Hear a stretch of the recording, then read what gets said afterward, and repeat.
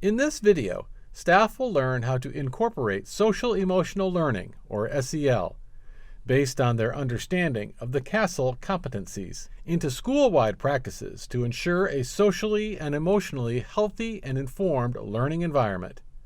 An intended outcome is that attendees will feel confident in their understanding of the competencies and apply the learning to student and family engagement and in their lesson planning.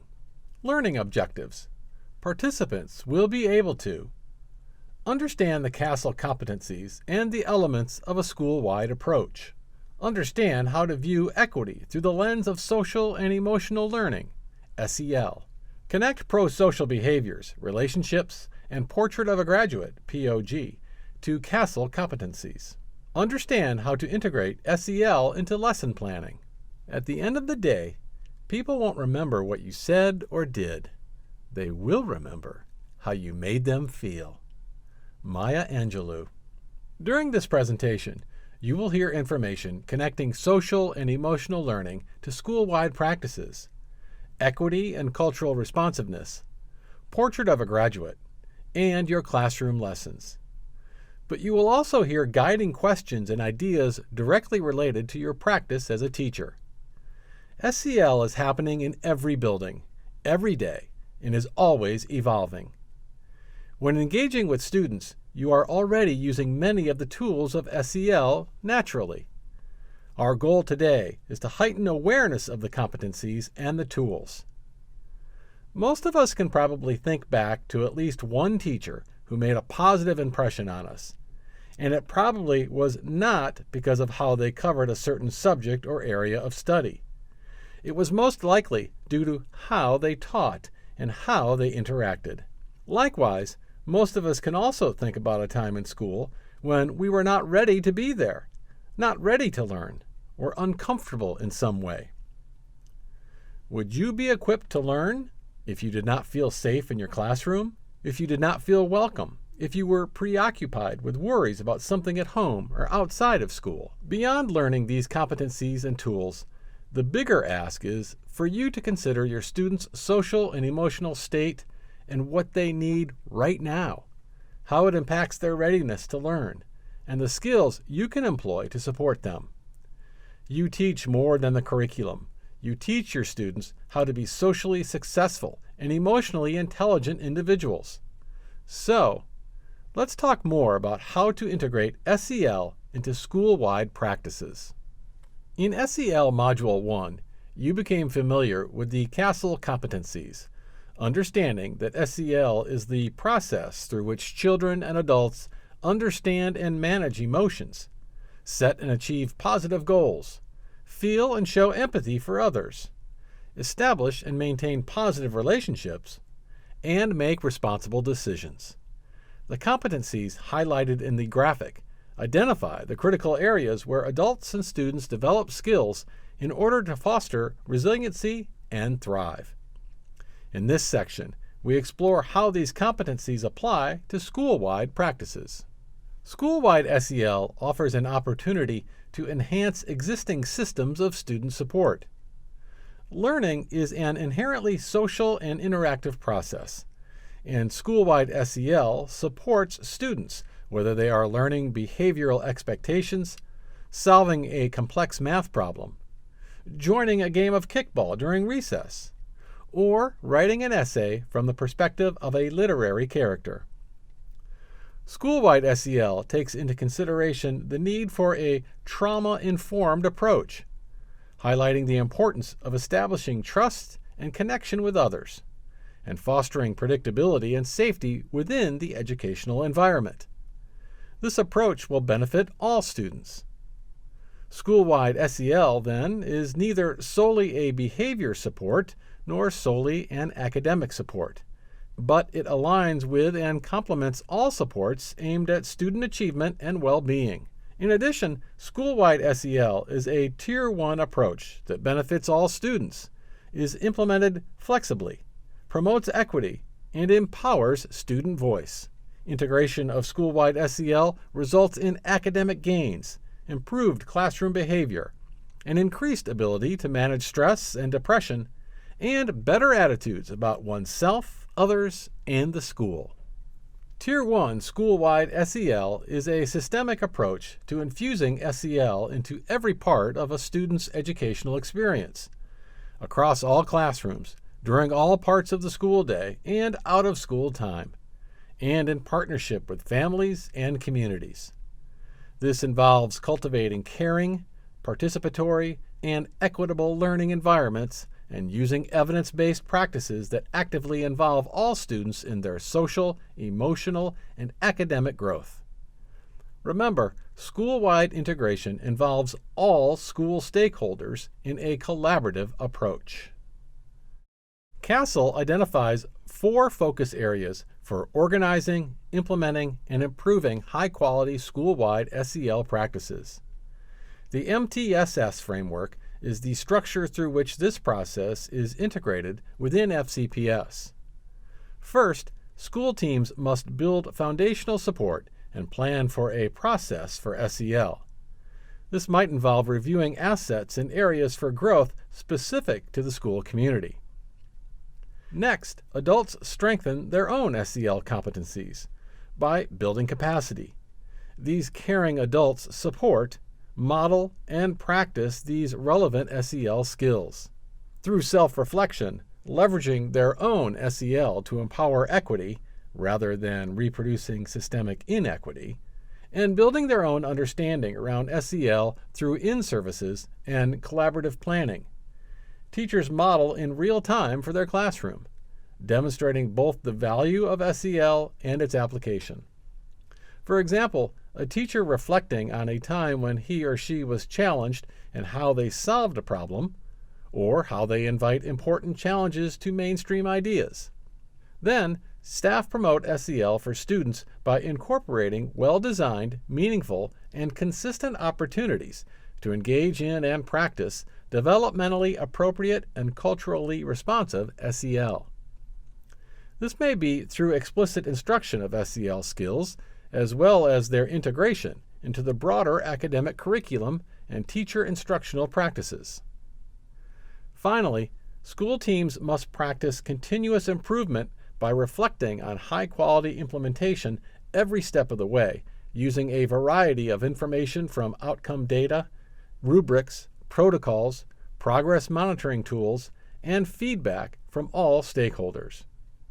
FCPS schools have started incorporating these practices as they assess the needs of their students. There are many indicators of high-quality school-wide implementation of SEL. You will see these at the school, community, and systems level.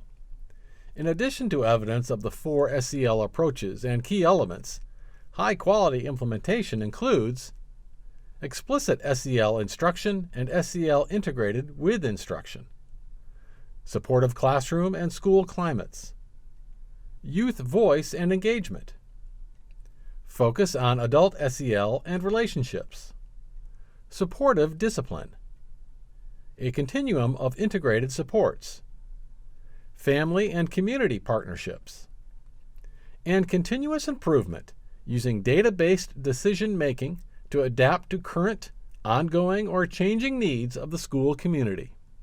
Schools provide instruction around several skills, and at some level, we all understand that students need self-awareness, social awareness, relationship skills, self-management, and responsible decision-making skills.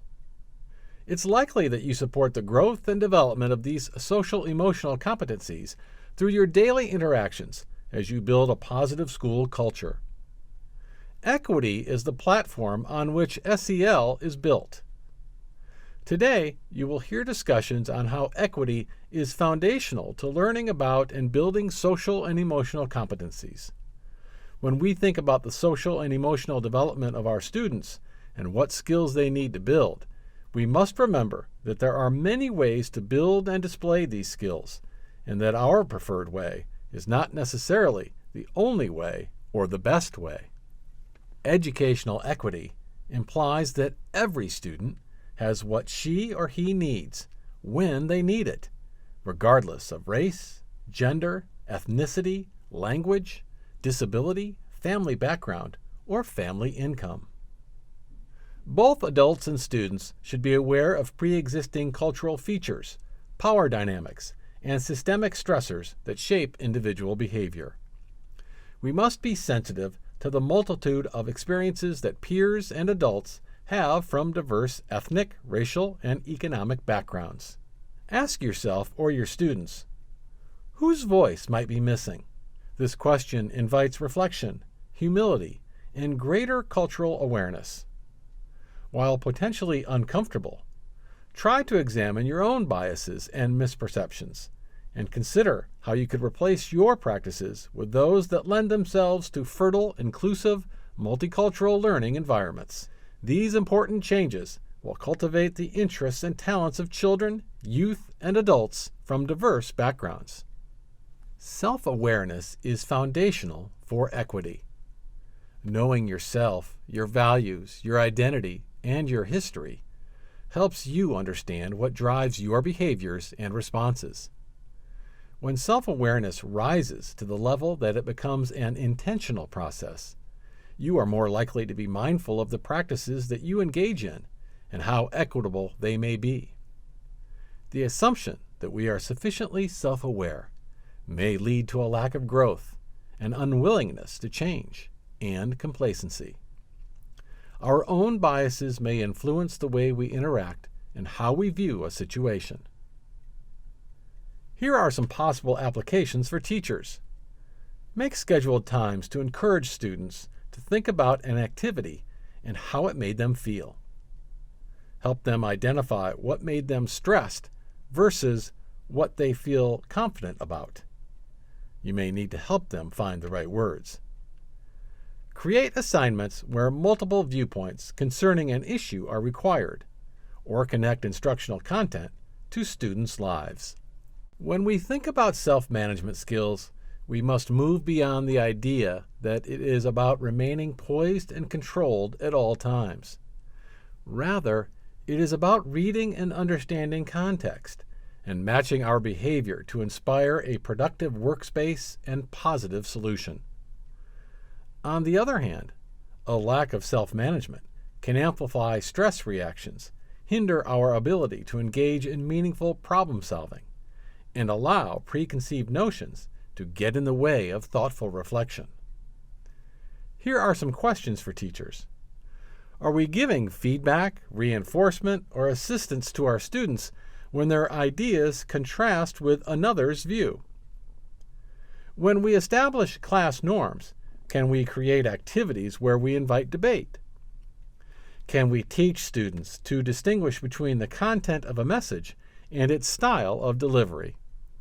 The decisions we make influence personal behavior and social interactions. How do we evaluate the consequences of our actions and consider how our choices impact the well-being of others?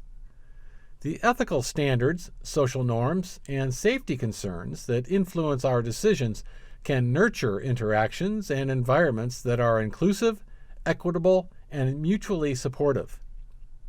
Existing educational and economic disadvantages persist when we fail to challenge racial, ethnic, and class inequities. If we justify our behavior by blaming others, we hold ourselves less accountable and our collective decision-making suffers. This can lead to institutional standards and practices that produce and exasperate unfair existing educational and economic policies. To enhance the development of this skill, teachers might consider inviting students to draft a class code of conduct or constitution, which focuses on ways students can engage with one another and their teacher. This invitation will empower students and create class-wide accountability for sustaining an equitable and inclusive environment. Relationships are best when individuals take the time to learn about and understand each other.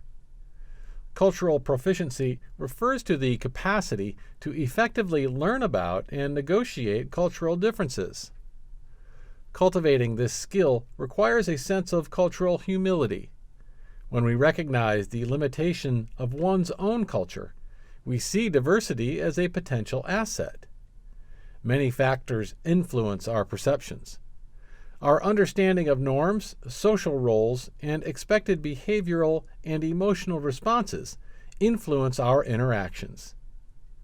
Poor relationship skills can lead to misinterpretations that sabotage attempts to cooperate, share, and engage in collaborative problem solving. Teachers help develop these valuable skills when they assign group or collaborative projects. Students practice these skills when they are expected to contribute equitably and toward a collective goal.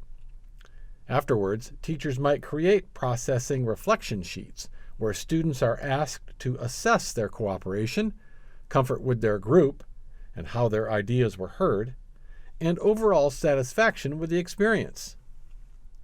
Strong, nurturing relationships create a sense of safety for students and provide a critical context for learning.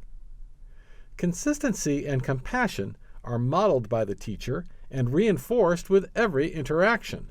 Knowing that some children experience heightened levels of stress at different times helps us to remember that a single relationship can be a great source of support and can lay the foundation for positive interactions. For younger students, consistent and predictable routines and structures help adults send powerful messages of caring and support to children. Giving all children meaningful classroom jobs and responsibilities can help them feel valued and experience greater connection. Social awareness is about taking the perspective of and empathizing with others.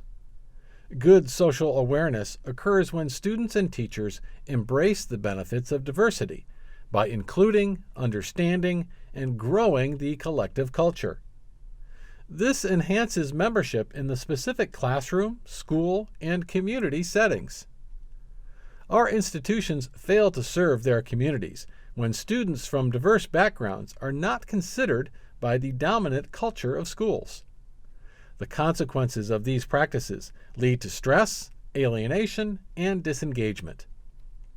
There tends to be an emphasis on differences rather than similarities, which limits the possibilities for constructive social behaviors. While social awareness is one of the more implicit internal skills, teachers build these skills when they assign group projects with alternating peers or add a reflective component to assignments. In addition to assignment completion, students should be asked to reflect on the group dynamic. Did all students participate? Did all students feel that their ideas were heard, valued, and used? Were students satisfied with both the experience and the product? Why or why not? This can be conducted through a post-project survey or submitted as part of the project. The teacher can offer conferences with individual students or groups to debrief. For younger students, teachers can reflect on automatic processes and consider which students they are calling on during a group lesson. Are the same students being called on? Are our expectations of how a student might answer influence who is chosen?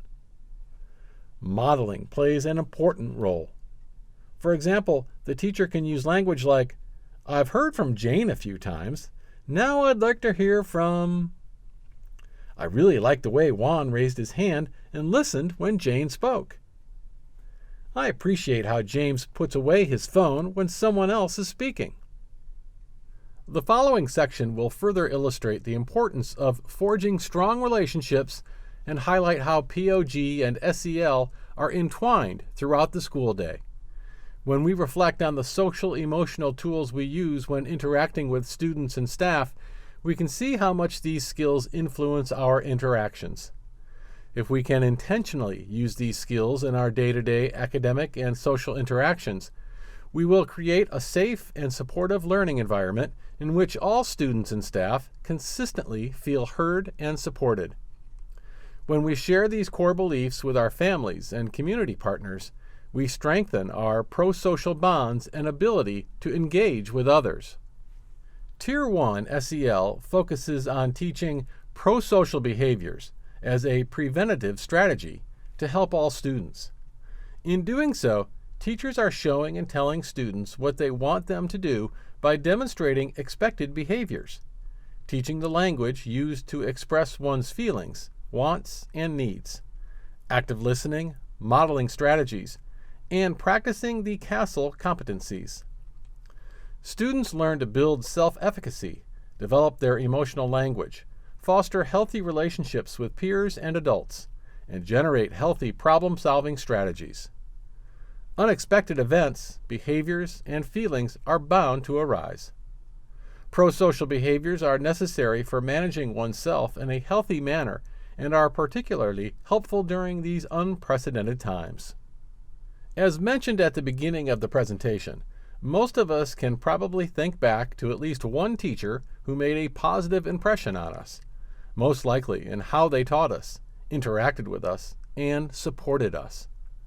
Establishing and maintaining supportive, trusting relationships with students is a crucial component of fostering academic success and creating a caring culture. From the Greater Good Science Center at UC Berkeley, students told researchers that good teachers listen to and take a personal interest in students' lives. They show respect, value the individuality of each student, and are kind and polite. A caring teacher gives honest but kind feedback and offers second chances.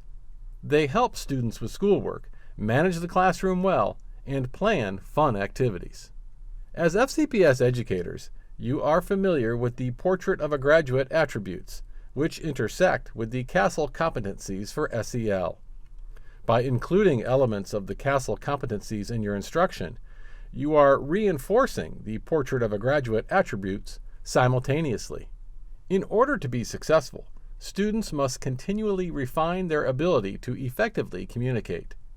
As a result, they must be aware of their own thoughts and feelings and be able to manage them. They must also be aware that others around them may hold differing opinions. Teachers can help support these skills by using specific language. What is going well for you and your group right now? What are you struggling with? What might you need in order to get back on track? How might we structure this so everyone's voice is heard? What will effective communication look and sound like? How will you know if it is going well? As collaborators, students must learn to manage their own emotions, be aware and demonstrate respect for others, exhibit social awareness, and be able to build relationships. In thinking about fostering collaboration with your students, some guiding questions you can ask students include: what are you hearing from your classmates? How is this group feeling? What worked well for you? What needs to be addressed? What might need to happen for this to be successful? The creative and critical thinker attribute is aligned with problem-solving skills within the context of classes or subjects. It includes the ability to persevere through obstacles, as well as the ability to recognize and accept that there are a variety of different ways to arrive at solutions. Again, it requires the ability to manage one's own thoughts and feelings while being aware of and accepting those of others. It also includes the ability to recognize when you don't know how to solve a problem, and to respectfully ask clarifying questions without becoming overly frustrated. To support the development of these skills, teachers might want to use the following prompts. What do you need in order to be successful in this task? What might be a struggle for you going into this task? A student who is goal-directed shows self-awareness, self-management, and responsible decision-making. Questions that teachers may want to consider when focusing on this attribute are: what are your goals? How will you know you've met them? What do you notice is going well for you? What obstacles might get in the way? What skills can you utilize? What strengths do your peers have that you can utilize? Learning to be an ethical and global citizen requires social awareness, strong relationships, and self-awareness, where learners are aware of their perceptions and respect the views of others. Students must engage in responsible decision-making, to form opinions based on facts, and to respectfully accept that there may be diverse perspectives about various community, state, national, and world issues. Questions teachers may ask could include: Are students exposed to primary sources of information? Information from different points of view? Are students able to discuss contrasting sides of an argument in a respectful and meaningful way?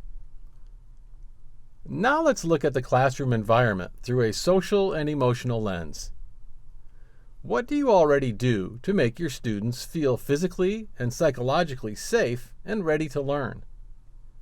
What else could you do to improve your students' sense of safety and belonging? Do your students feel heard? Do they know their ideas and opinions matter? Do they know that it is okay to be wrong sometimes? As educators, we think about these questions as we prepare for our students. If their physical and psychological needs are not being met, you know they are probably not ready to learn. A classroom infused with SEL takes into consideration the various needs of students to help them connect with others and be ready to learn. Whether you have thought about it or not, when you plan your lessons, you are accounting for the competencies of SEL. As you carry out your instruction from those plans, you are modeling and reinforcing the social and emotional competencies. Key elements of effective lesson plans include knowing your audience, understanding group dynamics, adapting to the learning environment, virtual or in person, and considering individual students' strengths and needs. You think about how to present the information, how to elicit participation and feedback. You think about how quickly you present the information, or how many times you will have to go over it. You may think about other factors, the size of this class or the time of day, a morning class versus an afternoon class, or is it right after lunch? You may think about what has happened recently in school or in the community, perhaps just before this lesson or in recent days, and you adjust your teaching style accordingly. As we look to the new school year, in the environment teachers will be in, educators will have to think a little deeper about lesson planning to meet students' social and emotional needs. Teachers, teams, and the whole school can reinforce and practice SEL competencies in freestanding lessons in the classroom, in general good teaching practices, by integrating strategies into the curriculum, and through school-wide programming and expectations. Schools may be implementing various school-wide programs or strategies, such as the Positivity Project, PBIS, Yoga for Classrooms, Zones of Regulation, or Ruler, among others.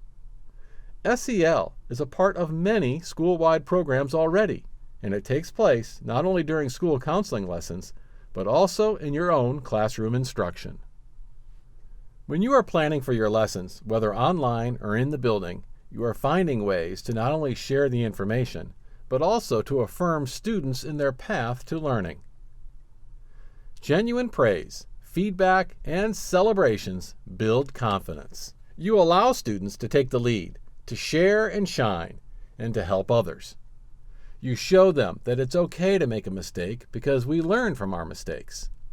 You reinforce a growth mindset that encourages them to try again and to be motivated to learn. All of these are examples of the ways teachers embed self-awareness in teaching. Reinforcing self-management occurs throughout the day. It includes when you take stretch or movement breaks, when you remind students of expected behaviors, such as hands in lap, eyes on me, when you present a class schedule, and with verbal and visual reminders to put away electronic devices. You model and promote patience, prompting students to wait their turn, stop and think, and pause before answering questions. Teachers continuously foster responsible decision-making. Teachers show students how to break down a problem, to think about it, to try out an idea and see if it worked. You teach students to test their hypothesis, check their answers, and adjust course if needed. This works not only for your science experiment or math problem, but also for the problem of how to build a tower out of blocks, or to ask someone to be your lab partner, or to play catch. With relationship skills and social awareness, teachers can prompt students to collaborate in different ways, such as suggesting roles for teamwork and listening to and acknowledging all ideas shared. As you get your class lists and pore over their data, anecdotes, and background information, you begin to form ideas and begin to think, what will this student be like in my room? What will they need? Where will they thrive? You are considering their individual needs, not only for learning, but also for social and emotional growth in all 5 CASEL competencies. In the elementary setting, most children will respond to classroom expectations like, stay in your seat, where others may need additional prompts, visual supports, or opportunities to learn explicit self-management skills. In secondary settings, most children will be able to follow norms or expectations for group work, while others may need reminders or strategies like modeling or problem solving to work collaboratively and effectively. We can differentiate how we teach social and emotional competencies, just as we differentiate academic instruction. Think about teaching how to manage behavior or how to build communication skills as you would teach students at different reading or math levels. As with good core instruction, all your students will benefit from modeling, practice, and reinforcement of SEL competencies, and some may need a little bit more. How you plan and how you teach is influenced by the makeup of your students. Many factors influence the need for differentiation, including educational factors such as gaps in learning, frequent changes in schools, and exceptionalities, among others, and non-educational factors such as family situations, student roles in their family, parent deployment or job status, parent availability during virtual instruction, home security, and food security. When you consider these factors, you are considering the needs of your students and adjusting your instruction accordingly. Why do you do that? To meet the needs of students academically, socially, and emotionally. And that is the core of integrating SEL, as we have discussed today. Here are questions to ask yourself when preparing to embed SEL into your instruction and to adjust your teaching to meet the needs of your students. Guiding questions for collaborative teams have been used across the county and can add to your review of your lessons through a social and emotional lens. A place to start could be with guiding questions for meaningful learning experiences. This link is available under the Resource tab. Further reflection, self-assessment tool. Looking for opportunities to reflect on your own SEL strengths? The CASEL self-assessment tool also offers prompts that encourage thinking about strategies to promote growth across areas of social competence. Insights gained from this personal reflection tool can be effectively used during SEL professional learning. This link is available under the Resource tab. Final thoughts. Please write down one new idea you can take with you today to help integrate SEL competencies into daily practice.